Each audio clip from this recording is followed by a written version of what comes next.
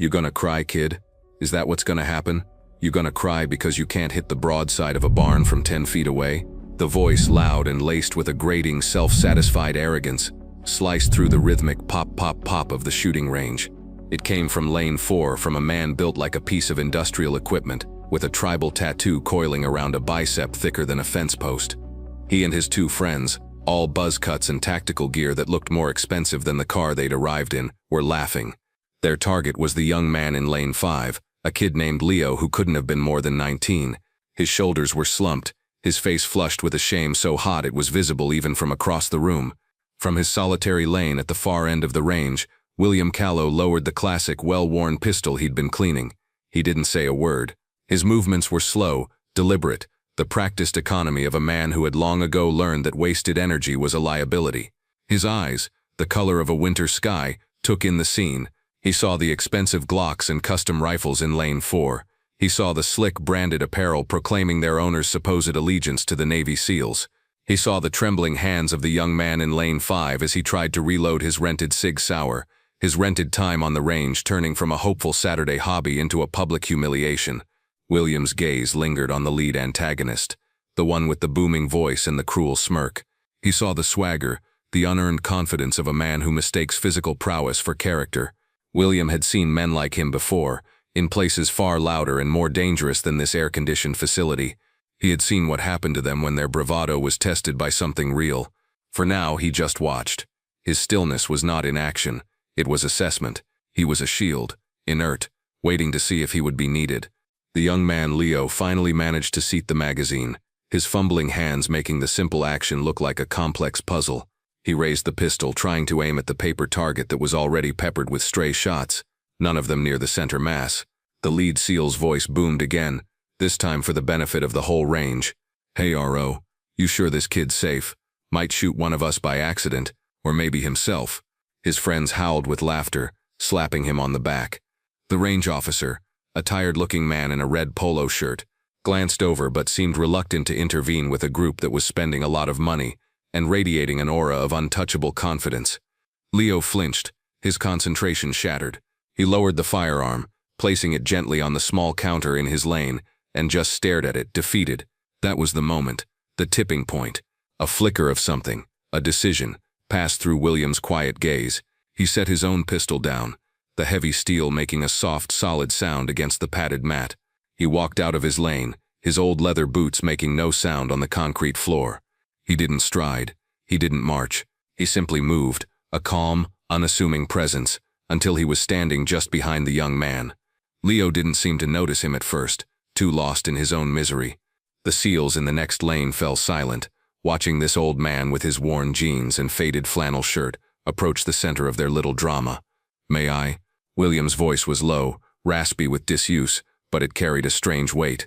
Leo looked up, startled. He saw a man who could have been his grandfather, with a face etched with lines that spoke of long years and hard suns. There was no judgment in his eyes, only a placid kindness. Leo nodded, unable to speak. William didn't look at the SEALs. He didn't acknowledge their existence.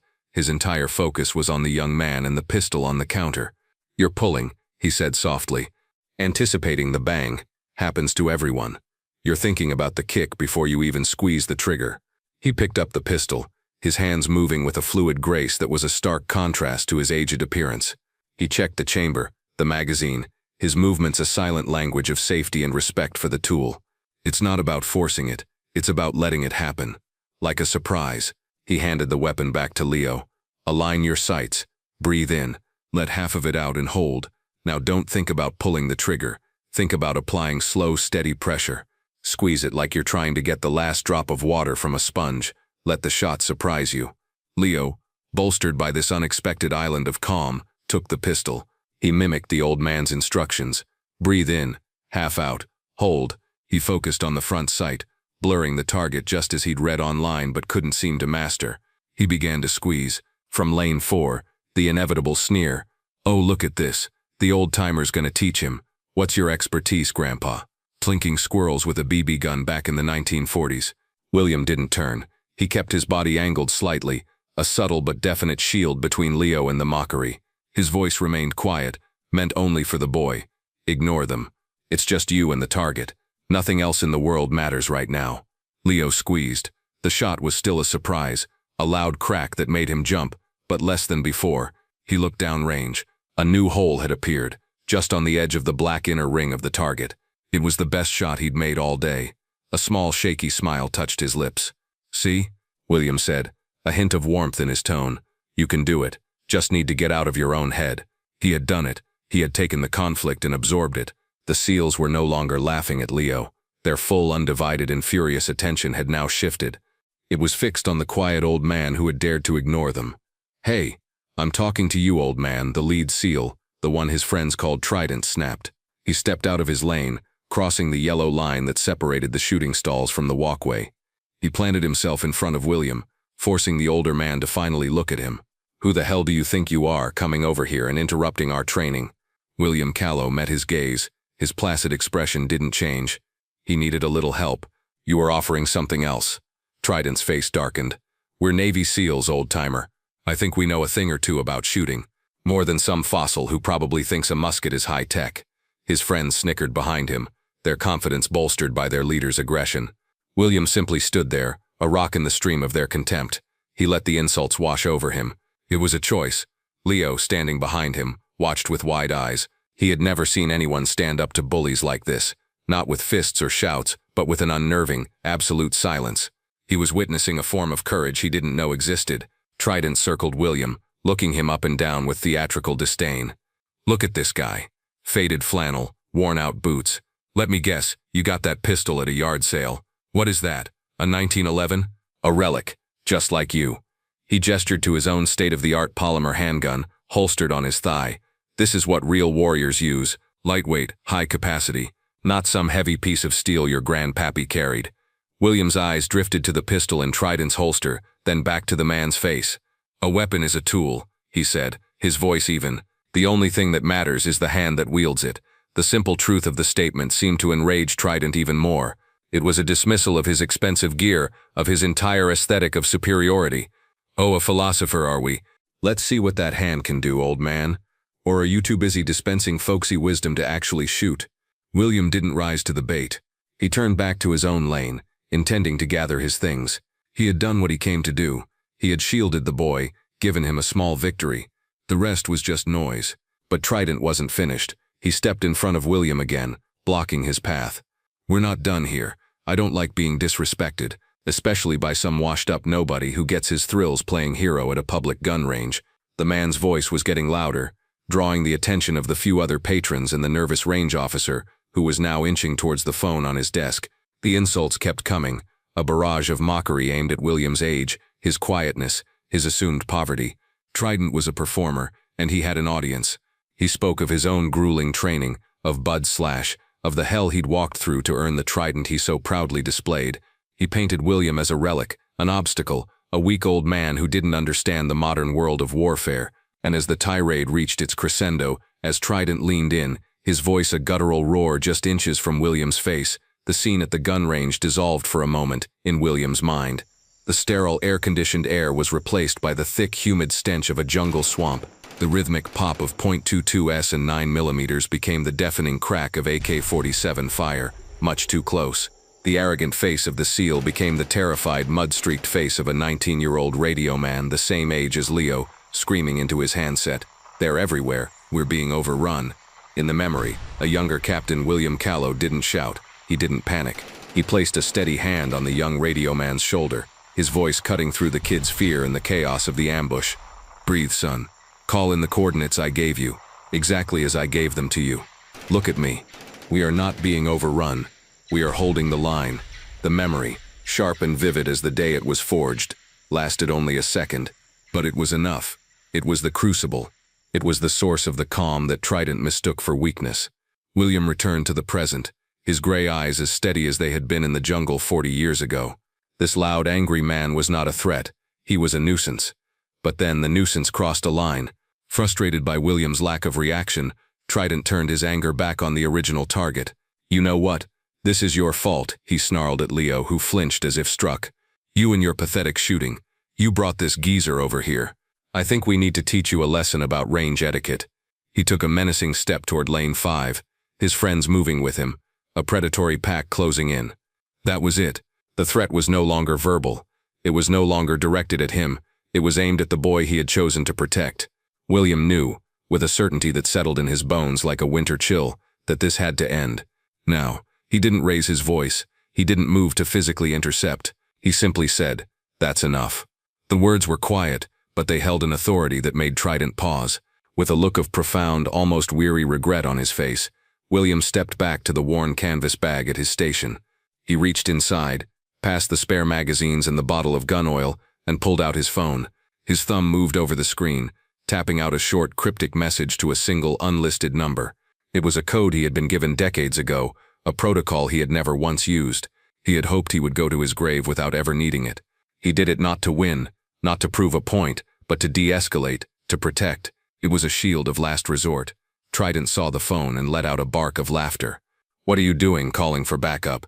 Who you gonna call, the AARP? Your nurse to come change your diaper." William sent the message. He put the phone back in his bag and looked at the angry man before him. He said nothing. He didn't have to. The protocol was active. The call had been made. In a quiet, secure room buried deep within the sprawling complex of the Pentagon, a screen that normally displayed global troop movements and satellite data flashed red. A single line of text appeared, stark and severe against the dark background. Protocol activation. Shield. Coordinates locked. 38.8719 degrees N. 77.0563 degrees W. The young Navy lieutenant watching the monitor felt a jolt of ice in his veins. He had been briefed on this. Every watch officer in this command center had. It was a ghost protocol, a relic of a bygone era, a contingency so unlikely it was treated as a myth. Until now, he shot to his feet, his chair screeching back. "Sir," he yelled to the commander on the watch floor. "Sir, we have a shield activation. I repeat, we have a shield activation." The commander, a man with 20 years of service and a face that rarely showed emotion, went pale. He ran to the terminal, his eyes confirming the unbelievable. "Shield? Are you certain?" "Confirmed, sir. Location is a civilian facility in Arlington." The commander's voice became steel. He grabbed the secure line on his desk, the one that offered a direct, unfiltered connection to the highest levels of the military. "Get me the Secretary of the Navy. I don't care if he's in a meeting with God. Get him on this line." Now, back at the range, Trident was reveling in his perceived victory. The old man had retreated to his phone, a clear sign of weakness in his mind. He was a coward, just as he thought. He puffed out his chest and turned to his buddies, a triumphant grin on his face. "See? Nothing but a sad old man. All talk, no fight." He then turned his attention back to William, his voice dripping with condescending pity. "Who'd you call, Grandpa? Your daughter to come pick you up? Is it past your nap time?" William didn't answer. He simply stood by his station, his hands resting on the counter, his posture relaxed. He was waiting. He knew what was coming, and the knowledge brought him no joy, only a deep sense of melancholy. He had wanted a quiet day, a few hours of peace with the familiar weight of his pistol in his hand. The first sign was a subtle shift in the air, a distant but rapidly approaching siren that was different from the usual city noise. It was the piercing, authoritative wail of a priority escort. Then another joined it. Within 30 seconds, the sound was deafening, culminating in the screech of tires in the parking lot outside. Through the large plate glass window at the front of the range, everyone could see it. 2 black SUVs, the kind used by federal agencies, and a dark sedan with government plates and flashing lights embedded in its grille. Doors opened with disciplined synchronicity. Men in sharp dark suits emerged, their movements crisp and purposeful. They were not police, they were something else entirely. The range officer stared, his mouth agape. The other shooters lowered their weapons, drawn to the spectacle. Trident and his friends stopped laughing. A knot of confusion and unease began to form in the lead SEAL's stomach. This was too much, too fast, too official. It couldn't possibly have anything to do with the old man. It had to be a coincidence. A raid, maybe. The front door of the gun range swung open. A man in a tailored suit, an earpiece in his ear, stepped inside and scanned the room. His eyes swept past Trident, past Leo, and locked onto William. He gave a slight, almost imperceptible nod. He held the door open as a second man entered. This man was not in a suit. He wore the immaculate dress uniform of a United States Navy captain, his chest a brilliant constellation of ribbons and medals. He was tall, sharp-featured, and carried an aura of command that made Trident's own manufactured bravado look like a child's tantrum. The captain's eyes scanned the room, his gaze cold and analytical. He too saw William, and then, in a moment that froze the air in the entire facility, the captain marched directly toward the quiet old man in the faded flannel shirt. He stopped precisely 3 feet in front of him, his back ramrod straight. He brought his hand up in a salute so sharp and perfect it could have been an illustration in a military manual. "Mr. Kahlo, sir." The captain's voice was loud, formal, and filled with a profound respect that stunned everyone present. "Captain Wallace, Naval Special Warfare Command. I was told you activated the SHIELD protocol. Is the situation secure? Are you harmed?" William returned the salute with a slow, tired nod. "The situation is secure, Captain. I am not harmed. I regret the necessity." Trident stood paralyzed, his jaw slack. "Kahlo. William Kahlo." The name tickled a distant memory from his training, a story told in hushed, reverent tones by an old instructor. A ghost, a legend. The captain kept his salute held, his eyes locked on William. "No regret is necessary, sir. The protocol exists for a reason." He then began to speak, his voice projecting for all to hear, a public vindication that was as brutal as it was thorough. "For those of you who are unaware," Captain Wallace announced, his gaze sweeping over the 3 stunned SEALs, "you are in the presence of William Kahlo, Mach 5 SO, Studies and Observation Group, Vietnam, call sign Spectre, 5 tours, recipient of the Navy Cross for his actions at Khe Sanh, where he single-handedly held off a platoon of NVA regulars for 6 hours, protecting the evacuation of his wounded team." Trident felt the blood drain from his face. Mach VSOG, the legendary top-secret special operations unit that was the precursor to modern Tier 1 teams. Men who wrote the book on unconventional warfare.